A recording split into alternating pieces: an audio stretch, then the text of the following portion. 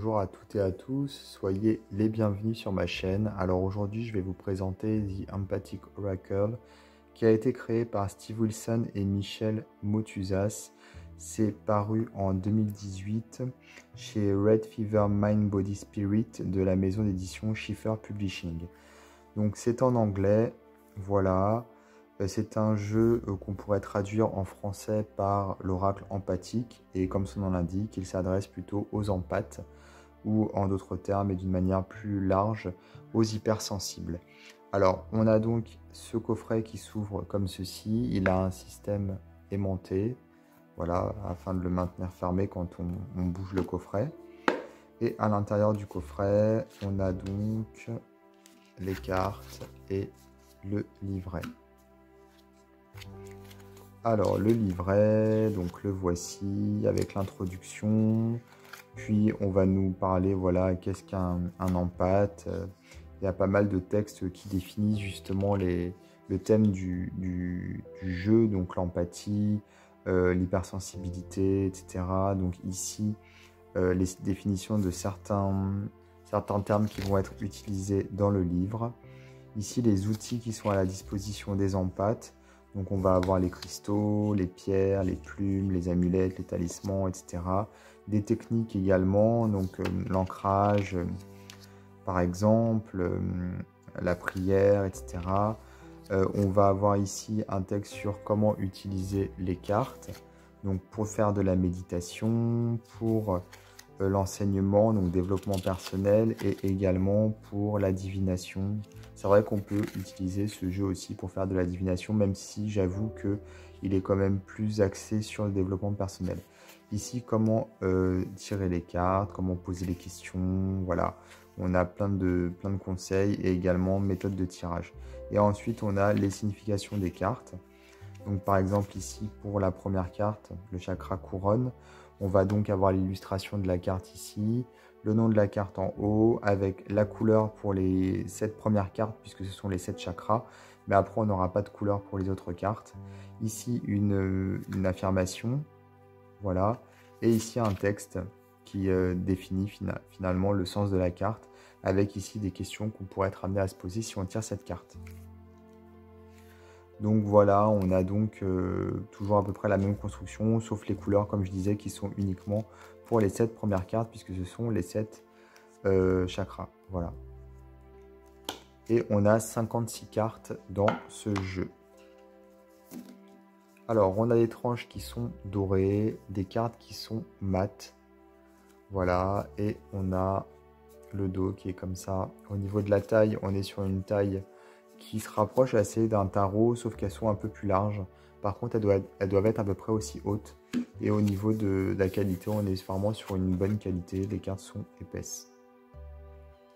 Alors, je vais faire un petit zoom.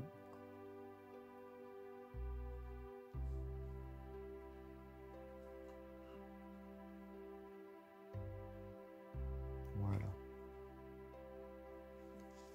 Alors, ce qui est intéressant avec ce jeu, c'est qu'on a des illustrations qui sont assez simples. Et je les trouve assez, comment dire, concrètes. Je ne sais pas comment l'expliquer. Mais je trouve ça pas mal parce que ça permet de finalement nous relier à l'essentiel. Dans le but, effectivement, de canaliser nos émotions. Donc là, on a les 7 chakras, pour commencer. Ensuite, on a les éléments. En fait, le style des illustrations qui est simple, qui quelquefois peut même faire penser à des illustrations d'enfants presque, je trouve que ça permet de nous relier à notre essence même, avec des couleurs qui sont très primitives, hein, presque. Les illustrations aussi.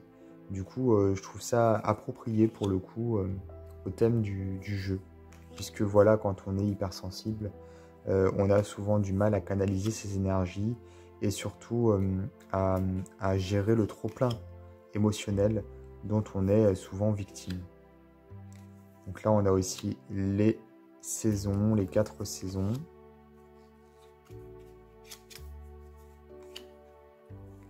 Puis on a des choses assez simples qui sont représentées, le soleil, la lune, donc les 4 éléments, les 4 saisons, des archétypes comme le portail, direction, ce sont des voilà, vacances, ce sont des archétypes assez puissants qui nous permettent finalement d'aller, comme je disais, à l'essentiel et au concret. Et pas de se perdre dans un tas de comment dire, ouais, de choses qui sont pas forcément utiles et qui viennent parasiter quelque part. Et on a beaucoup de noir, comme vous pouvez le voir. Et c'est vrai que le noir représente aussi l'absence de couleur. Et surtout, dans la spiritualité, le noir absorbe. D'ailleurs, dans la réalité, comme la lumière ne se reflète pas de la même façon sur le noir que sur les autres couleurs, enfin, plus la couleur va être sombre et moins la lumière va se refléter. Et c'est pour ça qu'on a des couleurs sombres au niveau de la physique. Forcément, comment dire, il y a une notion de lumière qui est absorbée, qui n'est pas renvoyée. Donc en spiritualité, c'est un peu pareil. Le noir permet d'absorber, donc permet aussi d'absorber les énergies négatives notamment, mais toute forme d'énergie, lorsqu'on a trop d'énergie également, quand on est trop dans le trop, et quand on absorbe nous-mêmes comme une éponge trop de voilà, les émotions des autres, et du coup on va pouvoir, avec des illustrations comme ça un peu sombres, avoir la sensation de pouvoir finalement décharger aussi le trop-plein à travers les cartes, quoi, quelque part. Donc 56 cartes, comme je vous le disais. Donc le jeu est paru en 2018. Je crois qu'il est toujours disponible, hein. Donc on peut toujours se le procurer assez facilement sur les plateformes de vente en ligne. Bon, il n'a pas été traduit en français par contre, mais bon, voilà. Donc The Empathic Oracle. Je vous invite à vous abonner à ma chaîne si ce n'est pas déjà fait, à activer les notifications et je vous dis à bientôt pour d'autres vidéos.